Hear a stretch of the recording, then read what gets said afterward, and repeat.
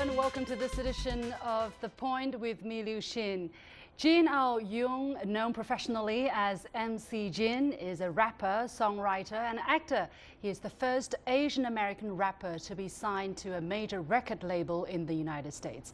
Born in Miami and later living in New York in 2008, he moved to Hong Kong for several years before returning to the US in 2012. In 2017, he competed in The Rap of China, a rap reality show based in the mainland China under the alias Hip-Hop Man. The show turned underground hip-hop music into mainstream hits and got tremendous attraction in China. So what is the attraction of hip-hop and how popular is it in China? I'm Liu Xin and I'm delighted to welcome MC Jin to The Point. But before the discussion, let's first take a look at this background there. Wow.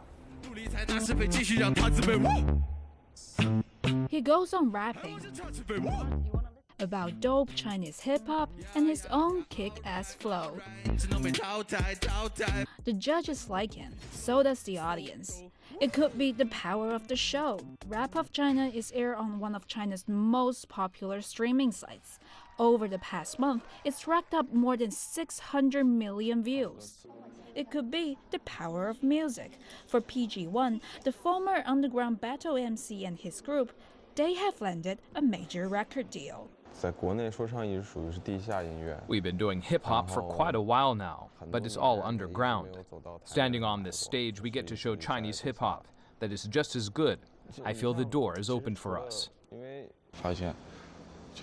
Clubs are playing our music now, and it's good to see everyone, including foreigners, swaying to our beats. The rise of fame may be sudden, but many also say less than 2 decades since hip-hop's introduction from Taiwan, it's only a matter of time. And the Rap of China says the time is now. We think it's on the threshold of becoming really big and mainstream, so we think we can give it a bit of a push and let Asia and the world know that, hey, we've got great rising Chinese hip-hop, and we did just that. Chen says he had a rough idea of the show's success when he realized that everything hip is also everything hip-hop. In China today, hip-hop culture is synonymous with fashion. It's synonymous with the whole it culture. That's one thing special about China's hip-hop. The musicians surely have the look. They say they're sticking to this genre because the music born in the American ghetto is also close to their heart. The best thing about hip-hop is how real it is. You don't need to worry about what others think. You put your real feelings and thoughts in hip-hop. Rapping in Chinese, it has 4 tones, and it's not easy. But we're also able to tell so much more in this language, in deeper, more inventive ways, too. And they're hoping it will always be so fresh. Everything hip-hop. So indeed. I like that. Yeah, MC Jin, welcome officially Hi, to the studio. nice It's to great meet to have you. you. Thank Is that you. what you do as a rapper? How do you Shake hands? Yeah, you don't shake hands. Yeah, no, we do that. We do do that. that, you See do how that. hip hop that is? Wow. Oh, you want something like this? I Like, don't know. Hey, what's up? Oh, okay. That's how we do.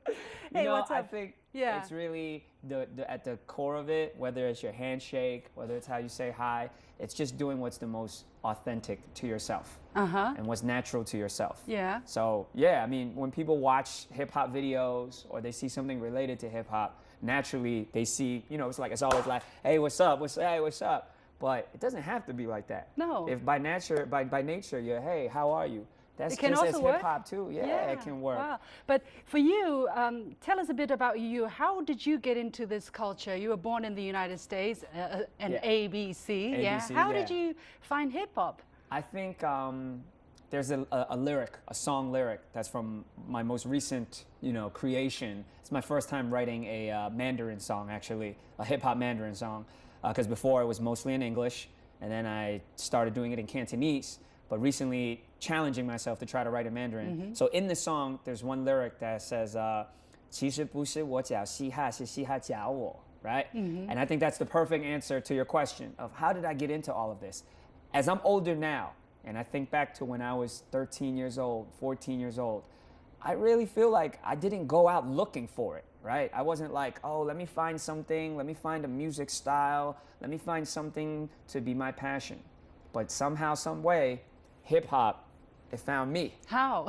Well, I think in a practical way, in a natural way is, you know, the same as any other 13-year-old, any other 12-year-old. I watch a lot of TV. And how did it click? I mean, I understand you were working you grew up in the Chinese family. Takeout restaurant, yeah. My family had a Chinese takeout restaurant, so that was pretty much the environment that I was in every day. And like I said, it was just listening to the radio, watching MTV, like all the other kids. Yeah. And I would listen to everything, right? So this is maybe the early 90s, we say, right? So I'm listening to Michael Jackson, I'm listening to Guns N' Roses, all kind of music that's on the radio, popular music. However, the one thing I can't explain is for some reason, hip hop was the one that pulled me in. So like I said, it's not really me saying, this is the one I like. It just pulled me in.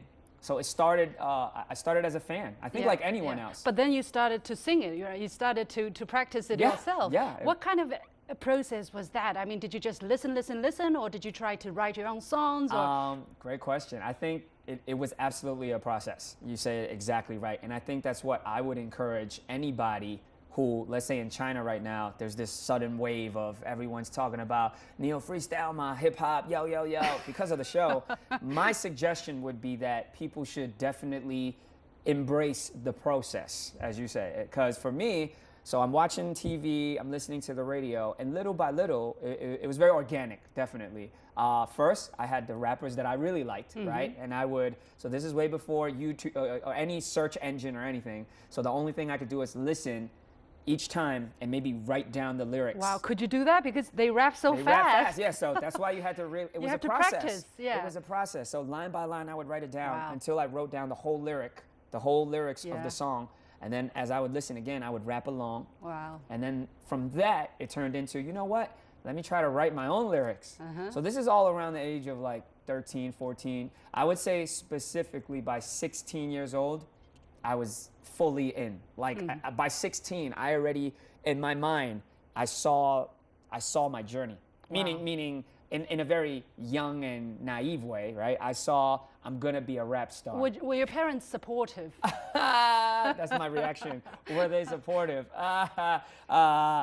No, they were not supportive. And this is not the typical Chinese way of growing up, right? You have to go to the best university, do your math, and study piano, maybe. I used to think that too, but now that I'm a parent myself, I think it kind of goes beyond just Chinese parents or not Chinese parents, right? I think just parents in general, the natural thought is I want my son or my daughter to kind of go in a direction that's more stable, that's more dependable, that's more, you know, I don't know if it's even traditional or not, just something that has a bit more security. Voila. Yeah. So when I told my mom and dad, you know, I think I was about 16 or 17, I was really straightforward. I told my mom, my dad, we were at the Chinese takeout restaurant.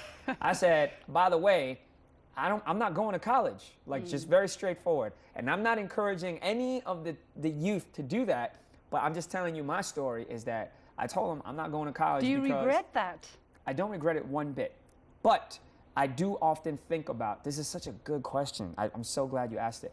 There's not one bit of regret, but as I got older and in these last 5 years of my life, right? I'm 35 this year. So in these last 5 years of my life, there is one thing that I often wonder and am curious about is that if I did pursue college as well as music, like if I did both, what that would have been like. I do wonder. I don't know. Maybe I'd be even more rich and famous because I would have got a record deal, but then I would have had like knowledge to know how to maintain my money. Yeah, and maybe I would study finance. I don't know. But then you wouldn't have so much fun. Maybe you wouldn't have such a following on the internet. 1.8 million followers. I mean, but talking about you know your relationship with your family or what you're thinking about the future of young people. I listened to this rap song you did with your son on the internet. I find that really moving. Right? You basically said exactly what you just said. What I just said. Yes. Yeah. I did. You're right. Yeah. You wished him he could get 3 degrees, but and I wish that he would do what I couldn't. Yeah, right? And I think that's any parent. But at the end of the day, it's his choice, right? It is his choice, and I can't force him to do something or not to do something. So. On the other hand, the rap culture, do you find it natural for you as a Chinese? Good question. Only until I got a lot older, meaning not a lot older, but because I started getting attracted to this when I was in my teens, right? Yeah. 14, 15. I would say it wasn't until I was in my 20s and signing a record deal and, you know, quote unquote, entering the music industry, which is a different thing. There's hip hop culture, there's rap culture, and then there's the music industry. It's two, you may think it's one thing, but it's two different things. Okay. It wasn't until I got in the music industry and media and things of that nature that I started to see that, whoa, me being Chinese is apparently a factor in all of this. Like when I was younger, I realized it because even at 14 or 15, when I would do, you know, rap competitions, whether it was informal, like in school at the cafeteria, or when I would actually go to competitions, it would always be pointed out to me that you're a Chinese guy and you're rapping. And they're you know, specifically in rap battles environments, Yeah. every opponent would very much focus on the fact that I'm Chinese. Did it bother you? No. Well, here's the thing. At 15 or 16, I think I was so kind of like, you can say naive that it didn't sync with me yet what that meant. All I knew was I'm here battling, and whatever you say, I'm still gonna be better than you. Like it doesn't, you can attack me in any way, but when it comes down to creativity and rhymes and freestyling and winning the crowd over, I'm gonna get you no matter what. Now, of course, in the whole journey, I've won many battles, but I've also lost battles, right? I've lost competitions, I've lost battles, and now here I am sitting here, I look back and yeah, the victories were amazing, but what I really treasure is the defeat. Because I learned so much more from the defeat. The victory is like great. Victory is when everybody's like, wow, MC Jin. Were you the only one winning so many battles, so-called battles? I think... only Asian one, I mean. At that time, yeah. I think that was, you know, if I were to be honest too, I think there was definitely a lot of excitement and a lot of focus on the fact that I was Asian. And at that time, so we're talking like 15 years ago, 20 years ago, roughly, right? 15 to 20 years ago, that time frame. It wasn't as common to see an Asian person at a rap battle. Now, some of the best battlers, some of the you know, the dopest, most awesome rappers are Asians. Yeah. But to me, the ones that are really, really amazing and talented, they're amazing and talented because they're amazing and talented. It's not because they're Asian, right? So I don't know. It's a topic that has so many degrees to look at. Yeah, has the music itself changed over the years? Hip-hop music. Yeah. Absolutely. But as much as it changes, I feel like it is a cycle. It's kind of like there's something new, but then it kind of just comes back around, and the old becomes new again, the new becomes old again. Even fashion, all of it is just one cycle. How do you look at the let's say, the part that are not so healthy, let's say, the cursing words and, you know, the street violence element that's potentially associated. All of the negative elements of it? Yeah. I think Do you curse a lot in your rapping? Well, here's what I observed before when I was younger. Definitely cursing. Definitely like, yo, exactly what a 21-year-old would rap about, right? Okay, you can look at it in chapters. Definitely when I was 16, 17, 18, the subject matter or the content was very reflective of that. I'm rapping about, oh, I'm gonna make all this money, I'm gonna get all these girls, I'm gonna have 10 houses, 20 cars. That was the mindset, and there was cursing in it. But as I think back, even as I think back on it, my cursing compared to like the general population of rappers was already not that intense. Okay. Like I every now and then I would put one in there, but just because I thought it was cool and not because like I felt like, oh, I need to add more cursing, right? Whereas some songs is just cursing. But I don't found that even, too much. I Honestly, don't even think that's important though. Yeah, to me. I mean, I can listen to hip hop, but when there are too many cursing words, it bothers me. Well, okay. Well, that's why I think hip hop is so beautiful, or music is so beautiful. And hip hop, one aspect of hip hop is that it is music. I think that's something that it will take time, and I don't know if people even have grasped that yet. That it's a culture, but it's music. To me, it's music, because music is anything that just speaks to a person's soul and either inspires them or it might bring them down. It can, right? Yeah, so but- with the cursing element, I'm sorry to cut you off. This is That's such a the great, bringing down This is factor? such a great opportunity. Well, it depends on who's listening to it. So for you, it might right away all you hear is the cursing, which is totally normal. Not that all I hear is cursing. I hear the rhythm, I hear the beats, I hear the beautiful messages in there, but the cursing part comes in the way. Of course. Now, depending on who's listening to it, it might be a completely different emotion, right? For another listener who's listening to the same exact song that you're listening to, and there's no real logic to it. It's just human instinct, emotions. That's why hip hop to me is so real. To another person listening to it, it might be the cursing that actually helps them find some sort of release or relatability, right? Because I think that's one thing that hip hop has always been, I don't want to say hip hop is a victim, but always misinterpreted for, is people just see kind of what they see on the surface. And I don't mean you, I just mean in general, even my mom and dad, which is why I think my mom and dad are great examples. Once upon a time, they were like, no, our son, wait, you're not going to college and you're going to be a rapper. Now I understand why they were so anti my decision. Yeah. Because they only saw what they saw. It's cursing, violence, drugs. But now they have changed. Well, now they see the bigger picture. They see the big picture. They see beyond the surface of it. Let's take a look at that when we come back after this very short Absolutely. break. And you have been watching The Point with me, Liu Xin. We'll be back right after this. Don't go away.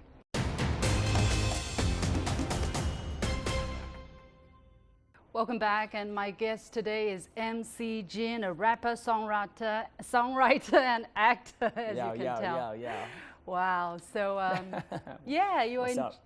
What's up? You're in China. You are you have a big fan following. What? How many? 1.8 million followers on the social media account. That's how exciting. does that feel? All right, well, there's a lot of perspectives, right? Before the rap of China, and even before I started to kind of explore China in the way that I'm exploring it now, and I don't even want to say just as a music market. I'm talking about just as a community, as a place, right? My online, let's say Weibo, right? The Chinese equivalent to Twitter. Yeah, I had an account, but I didn't really do much on it. Every now and then I might post something and I might delete it actually. Why? So I don't know, it's just a weird habit. But even then, I always had about like 200,000 just people that were following me. They on knew that. it before the show Before the already? show, yeah, before the show. Okay. So between then and now, after the show has come out, I've jumped to about 1.8. But, and that's exciting, right? Because for me, even when I had 200,000, I was already like, oh man, this is amazing. Like, I don't even really use it. And there's 200,000 people that are waiting for me to post. But now, I try to like pull back and look at the whole picture. And it's exciting stuff that the numbers are climbing. But I'm also asking myself all the time, what does it really mean, right? What is the point? What is the point? The point with Liu Xin. Let's think about the point. What is the point of having so much popularity on the Chinese mainland? Does that make it difficult for you to go out and shop?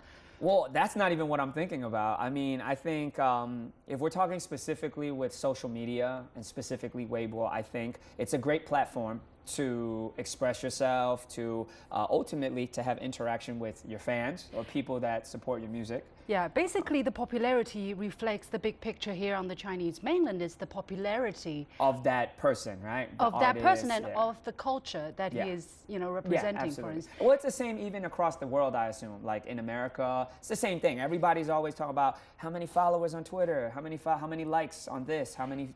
Because you participated in that TV reality show called The Rap of China, and you were so good. You appeared first in that. I don't know how good I am, but you rocked the house. I mean, you brought down the Hip-hop, roof, I can say.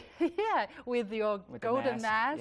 Yeah, what was the idea behind the golden mask? So the short version of that story is the platform, iQIYI. They initially reached out and they told me, oh, we're planning this show. And Au-Yeung Lao Shi, we really hope that you can be a part of it. But we don't know how. We don't know what we want you to do. So this is the first time I'm meeting them. And I'm like, well, do you want me to be a judge? Like, we have our judges already. Well, do you want me to be a host? And they're like, well, we don't know if we're going to have a host or They not. want you as a participant. They didn't say that either. They Oh. just, so my question was just, well, what do you have in mind? And they said, well, we don't really know, but we'd love to chat with you and explore. So it's at this point that I just started thinking, and then I proposed. I said, what if I participate, but not as MC Jin, Au-Yeung, I participate as a character, as hip-hop man. Because if you participate as Au-Yeung Jin or MC Jin, you would have so much attention and Yes maybe... and no. I think it would have been a combination of things. People would have been like, what is this? Why? Like, why is he doing it? And to be honest, even though I put on the mask and I came on as hip-hop man, from the first day that I showed up, everyone already started to kind of have a guess. I think I know who that is. Yeah. Especially when I open my mouth and start rapping, then right away, oh, that's for sure him, right? Yeah. So what ended up happening and becoming real cool is, and this is why I'm so grateful, because I knew that my heart in going about it this manner was very simple, right? I want to participate and learn about Chinese hip hop culture and just Chinese culture in general. And I also want to challenge myself, right? In a new platform, in a new environment. But what I didn't know is when the audience watches it, how they'll feel. They might right away just like, oh my gosh, what is this? Why is this guy here with a mask? And then even if I take off the mask, they may still feel like, oh, this is so horrible. Like, why is he even doing this? And I used to be a fan, but I can't accept this. It was a risk. Yeah. So all I could do was ask myself, well, how much do you believe in this concept and this story and this message? And once I had confirmation in myself, I said, let's do it. Yeah, And but in the end, you did great. But however, somewhere in the process of the conversation, you were eliminated. Yeah, which was the best thing ever. Why? Why not? That's life. That's hip hop. Elimination. I mean, you were so Today you are you have- still so good. You were one of the best in the United States, and That means you nothing there. Yeah, To are you me, sure? it means nothing. Honestly, Absolutely. Yeah, but and also you were at a disadvantage because you were rapping in Chinese. Nah, it's not It a was disadvantage. not a language. No, It's why not not? a disadvantage. Number one, you can't come into stuff like this having a feeling of disadvantage or having a feeling of, But you had to it's put not fair. You have to put extra hours to practice So, your Chinese. that's life. Okay. That's what I want the young people to know. That's what I want everyone to know. Forget about young people, like just everyone to know that that's life. And you shouldn't even look at it like, oh, this is extra challenging. Embrace the challenge, right? Because look at what ended up happening here, right? I embraced it and it totally exceeded my expectations. But you still cried on stage. Because it was the happiest moment of my life. Really? Aside from To lose? getting married, my son being born, and then getting eliminated of Rap on Rap China. That's the order. Yeah. The wedding day, my son being born, and then getting eliminated on Rap of China was the most amazing thing. But how do you look at this cultural phenomenon of rap in China? Do you think Chinese people...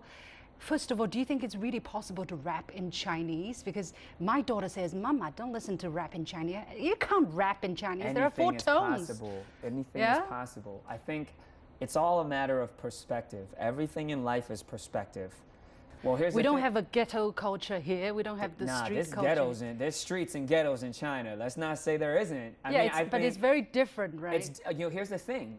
When we use the words like the ghetto, the hood, the street culture, if you kind of simplify it even more, it just kind of all simplifies to one thing, which is just kind of the underclass, the underprivileged, the people whose living environments are not ideal, who, on a day-to-day are being challenged. So that could be anyone, really.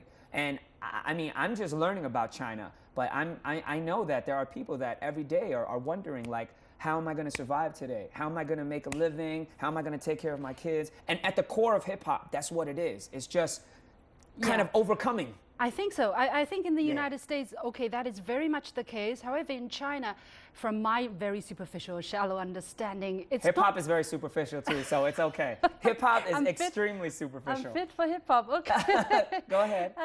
But what I observe, for instance, these young people who are dressed up, who go to these hip hop concerts, who watch these shows, they are not from the underclass. The underclass. Yeah, okay. they are actually, born into very well-off family. They have no worries in their life. It's a fashionable thing. Let me say for this. them. Yeah. I totally get your point. It's the same thing in America, meaning there's different degrees of it. You have people that there's no right or wrong. I want to say this. There's no right or wrong. There's no who should or shouldn't do it. and anyone can kind of make this decision to appreciate the music, to appreciate the culture. But what you're describing is something that is not just China. I'm sure it's all across the world, which is someone who, as you described, maybe their life isn't as challenging as they make it to be, right? But because they feel, oh, I want to participate in hip hop, I need to portray it, right? Yeah. Which I feel like that might be a little disconnect, and that might not be the point. However, what you're describing is I like it that you mentioned the point a lot. The point. It's not limited to just China. You definitely have a lot of these type of scenarios in America or anywhere where, yeah, the person listening to the music or buying the CD, going to the concert, their life does not reflect the music at all. But if you ask, depending on who you ask, you'll get different answers. If you ask the rapper, do you mind that this person is coming to your concert? They'll probably be like, as long as they're buying a ticket, right? So there's different levels to it. I mean, for me personally, if we specifically relate it back to China, I think what's happening right now with the Rap of China coming out, and this new sudden wave of everyone talking about hip hop and and the excitement, right? I think there's definitely good and bad. There's always good and bad to everything. The good, I'll start with the good first, is that it is letting a bunch of people, a mass audience, who may have always thought what they knew about hip hop, it's helping them shatter some of those misconceptions, right? They watch the show, they're like, wow, these young kids. Listen to you. Not just me, but any one of them, right? These young kids are really putting a lot of thought and effort into their lyrics. And what they're expressing, it's pretty real and it's heartfelt, right? So that's one thing. Now the negative, of course, as always, the same thing happened in America, is that, hip hop started in the 70s. It was just something for the community. Like, one of the godfathers of hip hop, DJ Kool Herc, right? One of the legendary figures in hip hop. He just said, I'm going to throw parties, I'm going to play music, I'm going to DJ so that everybody in the community can come together, have a good time, be in a good environment. But then little by little, as, let's just be honest, right? The corporate entities, media, people kind of focus their attention on it. It became this big thing. Then you see like hamburgers being sold with rap. Eat this burger, drink this drink, da-da-da-da-da. What do you think, right? Whatever, right? So I'm just saying, what's happening in China right now is something that history has shown already. What is the bad part, very quickly? The bad part is that as it becomes more mass, right? The culture becomes more mass. You will have people that are really just in it just because it's mass, right? Whether it's a corporate entity or a fan, right? They just might be like, oh, everybody's talking about hip hop right now, so I'm going to talk about hip hop too. What are you going to do? Do you want to do something in the future, maybe to change that? Or? Well, no, there's nothing I can change. I think all we can do as the people that are really passionate about it, right, is continue to do what we do. Like whether, we watch the thing with PG1 and Brand B, they've been doing hip hop in China for years and years and years, so they're not new. It's just everyone's just learning about them. And I truly believe that with or without Rap of China, they would continue to do what they do. So as long as the people that are passionate about it continue to be passionate about it, once the fad or the trend of it dies down, it'll still here. Hip hop lives forever. That's the point. It lives forever. Yeah. Hip hop forever. Okay. For the very short moment that's left for our show, do you have a freestyle? Oh, okay. Normally I don't freestyle, and it's not because I'm not prepared, and it's definitely not because I don't care. I'm fully aware, but I'll freestyle right now because you said that for this interview you went and changed your hair. I really respect that and I appreciate the thought, but it's okay because if you be yourself, that's as hip hop as it gets. Some people see Jin and look at me as a vet, but y'all can't forget that I'm just starting in China, and this is just a reminder. MC Jin, original MC. Y'all know me. Peace out. The point. That's the point. Liu Xin. Hey, very good. Okay, it was great to have you on the show, MC much. Jin. All the best for your future. And that's it for this special edition of The Point with me, Liu Xin. Stay tuned to CGTN. See you next time.